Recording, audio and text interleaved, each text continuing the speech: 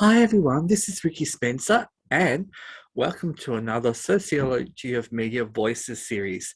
And today we have someone very special. We are about to meet Councillor Bernadette Thomas. Bernadette Thomas is a long-term resident and active volunteer for several groups dedicated to improving the local environment and the lives of people living in Maribyrnong. This is Councillor Thomas's first term on council, and her goal is to make sure action on climate emergency, greater transparency in decision making, and improving engagement practices within the Maribyrnong community space. Let's welcome Councillor Bernadette Thomas. Hi Ricky, how are you going? Lovely, so happy for you to join us. So tell us, how did you get into local council politics? Good question. I guess I've been interested in politics in general for quite a while, like most people are. And a few years ago, I got involved in Greens politics. I'm a Greens councillor, and I ran, a couple of times at sort of as a candidate at federal level or state level. And then last year, a couple of people said to me, "Well, we think you should run at the local government level," and so I did, and I got elected. But I guess I wouldn't have done it if I wasn't really interested in how local government works and the ways that local government can really have a positive impact on people's lives. Like sometimes the big stuff, but often the day-to-day sort of smaller stuff as well. So I really love the place that local government has in the community, and because it is part of the community, and it's a safe and kind of trusted space for people to go and ask questions, find out information, and kind of get help with almost everything that you can think of. So I guess that's my kind of introduction to it. But I've worked in local government for a long time as well, so I already knew like all the great stuff, the great things that local government does, and has plans to do in the future as well. Yeah. And I read somewhere that your earlier career was in the environmental space. How did that help shape your political belief system about the importance of environmental planning? So I started I started my life as a teacher, and I used to teach, things like geography and economics. And so, things like renewable energy, was starting to be, in the late 90s, sort of starting to sort of raise its head, I guess, a little. And, just generally teaching kids about different types of landscapes, but also not just that sort of physical environment, but the impact or the intersection between humans and the rest of the environment, and how we can have a positive impact, but quite often we have a negative impact on that. And then that sort of led me into, I went back to uni again and did another sort of postgraduate degree and got into environmental education. So I was working with community, looking at waste and recycling and composting and tree planting and a whole range of sort of environmental issues. And then it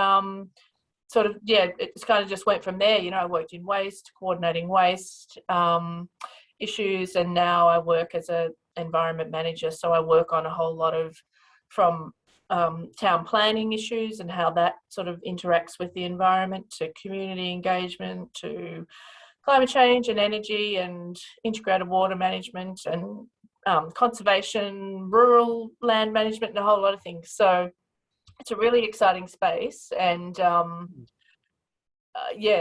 in the environment sector, there's so many ways, I think, for people to live out there.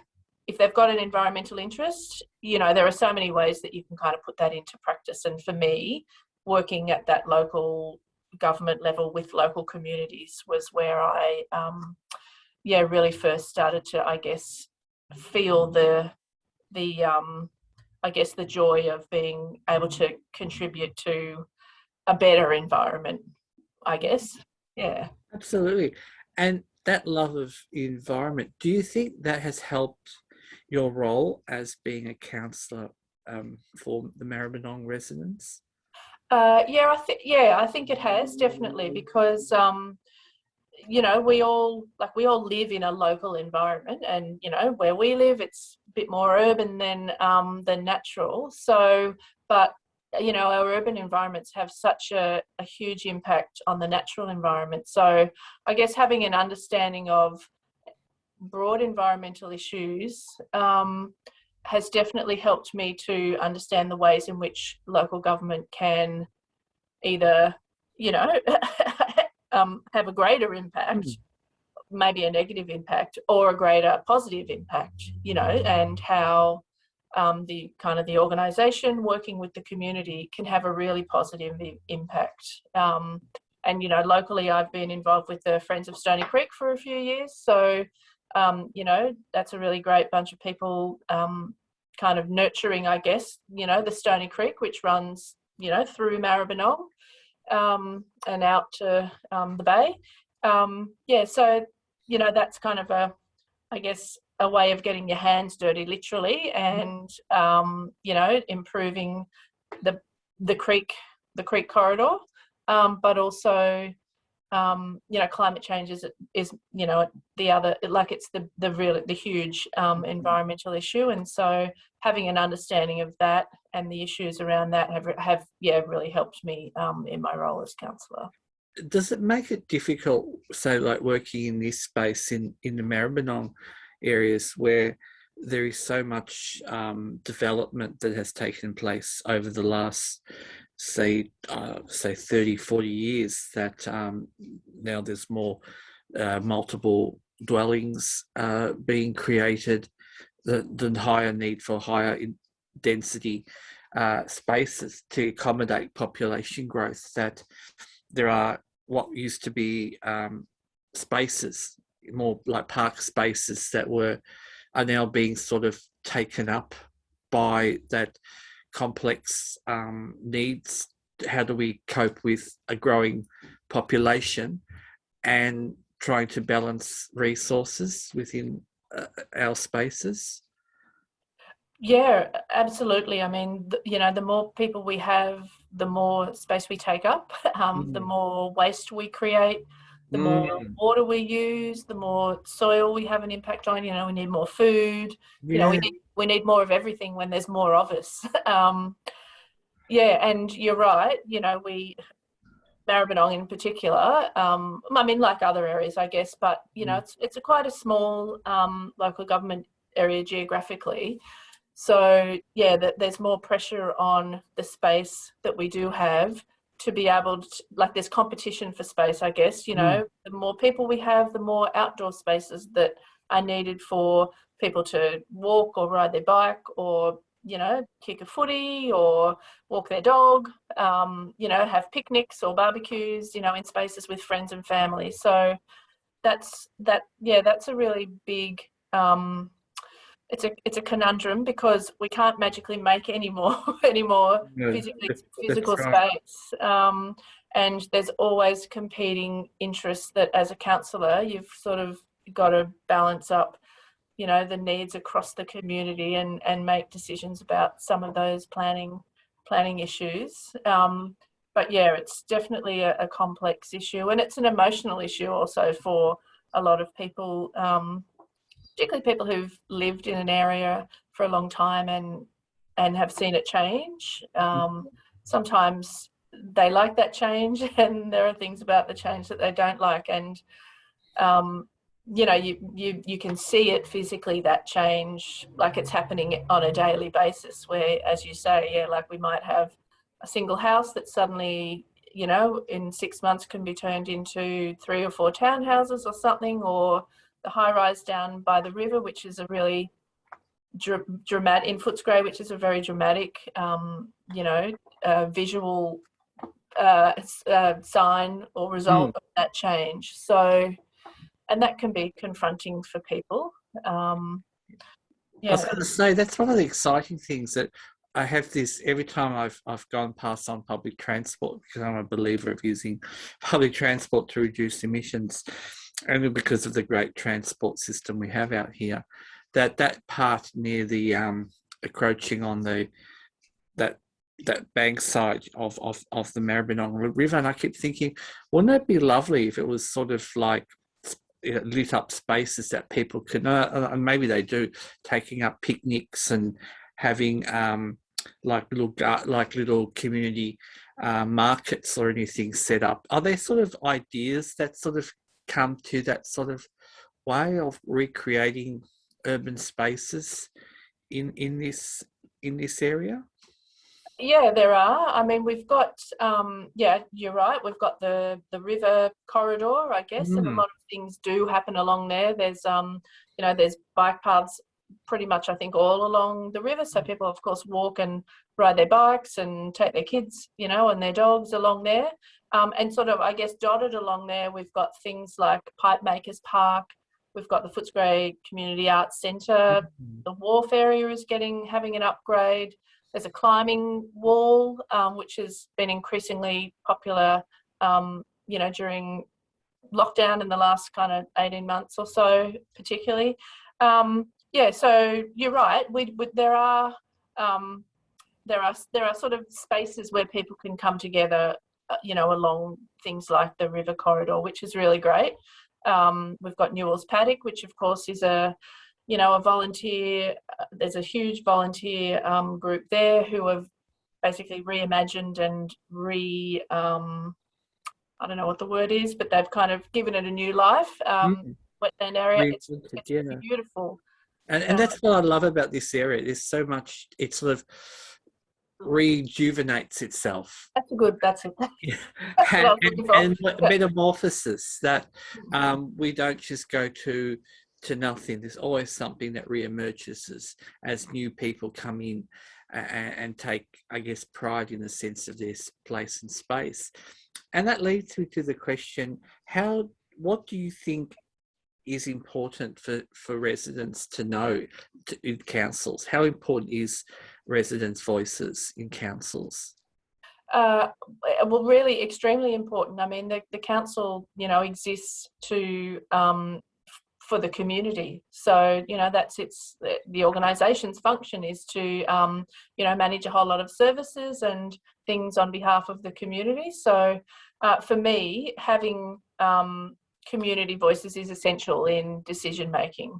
So, you know that I'm talking to various groups in the community, often, you know, just sort of sounding them out on what they think generally about a certain issue, or, you know, sort of within the council processes, sort of making sure that we've got, you know, meaningful conversations and ways for the community to get involved in that decision-making process. Because, you know, decision-making processes are usually done over a longer time. It's not just sort of at the council meeting where the ultimate decision is made. You know, there's always a long lead-in time to that.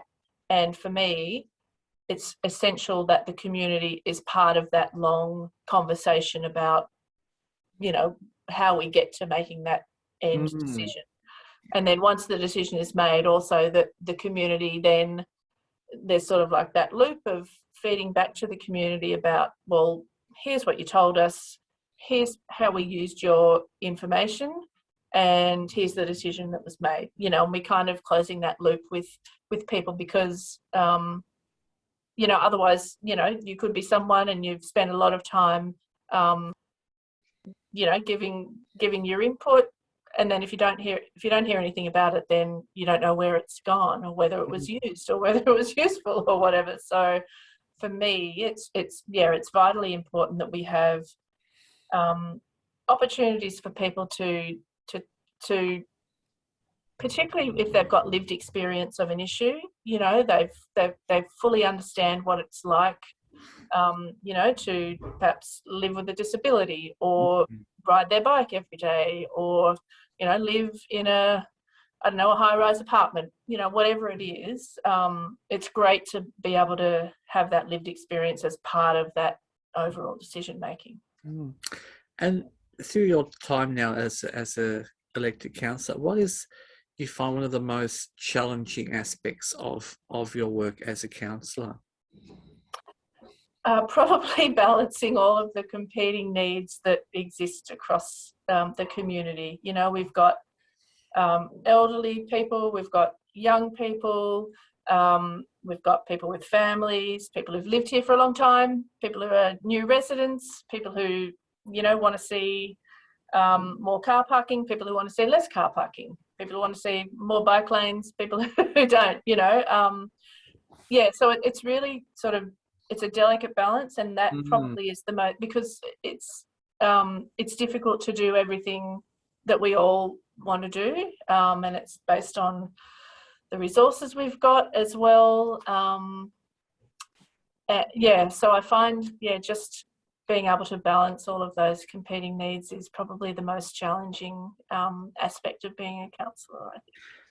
And what would you say is one of the most rewarding experiences of being a counsellor? Oh, well, it's definitely the people. You know, we've got some wonderful, talented, experienced, skilled, friendly, kind, generous people in the Maribyrnong community. And, you know, I've been furiously meeting people either face-to-face or over Zoom for the last sort of 8 or so months.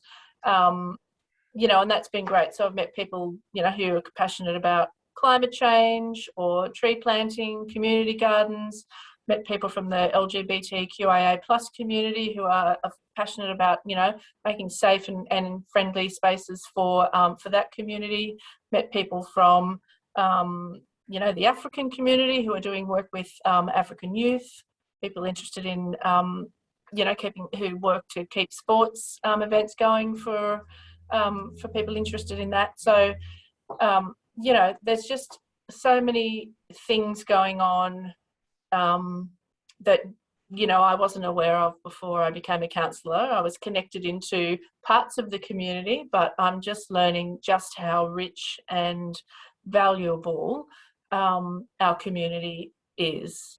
And I think, you know, COVID is kind of also, you know, the last sort of 18 months or so, I've really been so sort of overwhelmed, I guess, in a good way, just about how generous and supportive our community can be. That sort of leads me on to our next question, which you partly answered. How has COVID-19 changed the role of counsellors in municipalities, Yeah. with the way you interact and work in undertaking planning and other sorts of local issues? Yeah. Well, I mean, like everybody, we're doing many more things on Zoom. So, you know, council meets sort of formally twice a month, and yeah, those during 2020, you know, everything was, I think the meetings were already being live streamed, but they were in the chamber. And then when COVID hit, you know, councillors had to be at home, and we've maintained that. So we've got the live streaming of the meetings, but often we're all at home if we're in lockdown. So council meeting next Tuesday, you know, we'll all be in our home offices or in our lounge rooms or wherever, just like everybody else. So really, we've experienced that same level of change as others have. You know, we're missing being able to always come together as a group, because, you know, we're still getting to know each other, of course, and, you know, personally I like the face-to-face more than I like the online space. So, you know, we're working through that it's in the same way that the community are, and I think we're doing a pretty good job of, you know, managing the technology, or, you know, making sure that we've got, if it's online, that we've still got opportunities for the community to get involved, you know, through meetings, asking questions and presenting to council, you know, that people can still access that through the online forum as well. So I'm really pleased that we've been able to maintain that in the online world as well. And if there's people listening at the moment, perhaps academics or students, and they want to pursue a career to become a counsellor, what do you think they need to consider prior to becoming a counsellor? Well, I think time is a factor. It's pretty much a full-time job, even though pretty much almost all counsellors I know actually have full-time jobs as well. So it's a really big time commitment. My gosh. So that's probably the first thing, is that. Can I just jump in into Yeah. That's what I think. Let's get the misconception out there, because I think some people do presume that's all a counsellor does. They're paid solely to counsel, but that's not the case, is it? You have other jobs that you have to maintain as well. Yeah, that's right. Yeah, so counsellors are paid an allowance for their time, but pretty much everybody has other paid work that they do. So yeah, it's a juggling act, and if people have young children as well, which some counsellors do, it's about thinking about how will you sort of fit it in with everything else that you've got going on in your life. Family, work, friends, other volunteering that you might do. I think that's probably maybe the first thing to consider, and to think about what can you sort of give or contribute to that role. Thinking about what skills you've got, what life experience you've got, what work experience you've got, because as a counsellor, there are so many sort of issues that come to you, that you cover, from a tree being removed out the front of someone's house to sort of gender and much more personal issues like early childhood or aged care and those sorts of things. So thinking about how you, like, all of the skills that you've got and experience, and how you might be able to contribute that in, because a lot of people have got some fantastic life experience, no matter their age, that they would be able to contribute to being a counsellor. I think also councils in general could do with a greater diversity of people representing the community as well. So young people, people of colour, women, gender diverse people. We want to be able to see the community represented in our council, council cohort, I guess. It is really, it's worth everybody thinking about, doing that role. They're probably the main things I can think of off the top of my head. If I think of any more, I'll let you know. And what about our young students who might be listening in high school? If they're passionate about something, or they want something changed in their local community, how can they approach the council if they wanted to discuss a matter or change something that's happening in their local suburb? Yep.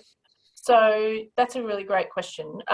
So all councillors' details, email and phone, are available on the website, the Maribyrnong City Council website. So that might be a first start, is to get to know who your councillors are. And you can phone or email, or you can I think most councils have got Facebook pages as well, so you can get in touch through all of those means. So that's one way. Get in touch with either one or all of your councillors. I think sometimes people think, I'll just email or just check in with my ward councillor, but ultimately all councillors have to make decisions for issues across the whole of the council area. So it is worth getting in touch with your ward councillor, but also all of the other councillors. And I also think joining with other people as well, working out who else in your community maybe feels the same way or similar to you about the issue. And so find your posse or your group, and generate some, because that can generate some momentum and some enthusiasm, and you'll probably have much more fun doing whatever it is because you're doing it with other people rather than on your own. And then, get in touch with councillors. You can bring a petition to council as well.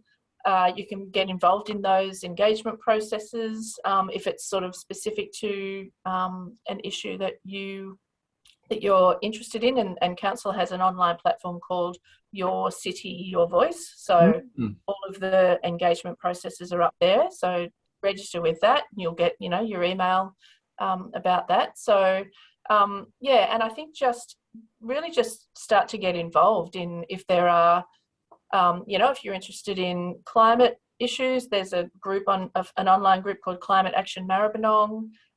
There's Friends of Stony Creek, Friends of Cruikshank Park, Friends of Newell's Paddock if you're interested in tree planting. There's an LGBTQIA+ group online. There are sporting groups, there are cultural groups. You know, I guess if you join in with others, then you know, you'll sort of find people to help you, or that you can help to kind of raise the issues and bring them to council and for discussion and get involved that way. Councillor Bernadette Thomas, it's been an absolute pleasure speaking with you.